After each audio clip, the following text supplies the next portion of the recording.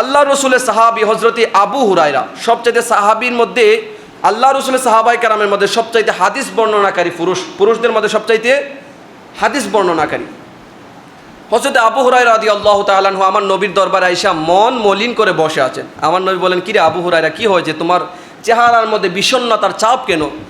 হজরতে আবু হুরায়রা রাদিয়াল্লাহু তাআলা আনহু বলেন, ইয়া রাসূলুল্লাহ, ইয়া হাবিবাল্লাহ, আমি তো আপনার কাছে কালিমা পড়ে মুসলমান হয়েছি, আপনার হাতে বায়াত গ্রহণ করেছি, কিন্তু আমার মা মুসলমান ধর্ম গ্রহণ করে নাই।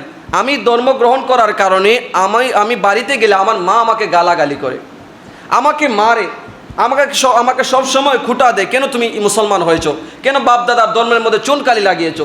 ইয়া রাসূলুল্লাহ, আমার মাকে কি করা যায়?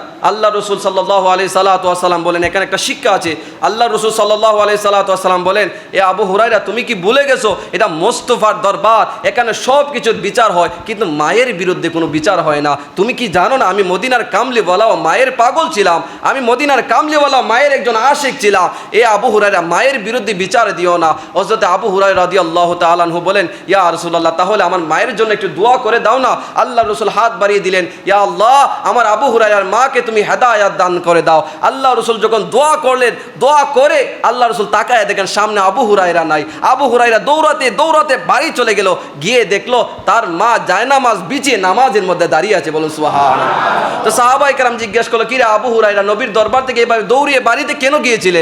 আবু হুরায়রা বলে, আমি আমার নবীর মুখে শুনেছি আমাদের যাওয়ার আগে, কোনো কিছু বলার আগে আল্লাহ রসুলের দোয়া কবুল হয়ে যায়। এই জন্য আমি পরীক্ষা করলাম আমার নবীর দোয়া আগে যায় নাকি আমি আগে যাই। আমি গিয়ে দেখলাম আমার যাওয়ার আগে আমার কামলিওয়ালার দোয়া পৌঁছে গিয়েছে। বলো সুবহানাল্লাহ। আমার কামলিওয়ালা নবী। এই জন্য হেদায়েত আসে কার পক্ষ থেকে? আল্লাহর পক্ষ থেকে। এক। দুই নাম্বার, বান্দার কাছে। বান্দা যদি অনুতপ্ত হয়, হায় সারা জীবন গুনাহ করলাম, সারা জীবন নাফরমানি করলাম, কিভাবে এতদিন আল্লাহর জমিনে থেকে আল্লাহর সাথে কিভাবে নাফরমানি করি, যদি নিজের মধ্যে অনুতপ্ত চলে আসে, ওই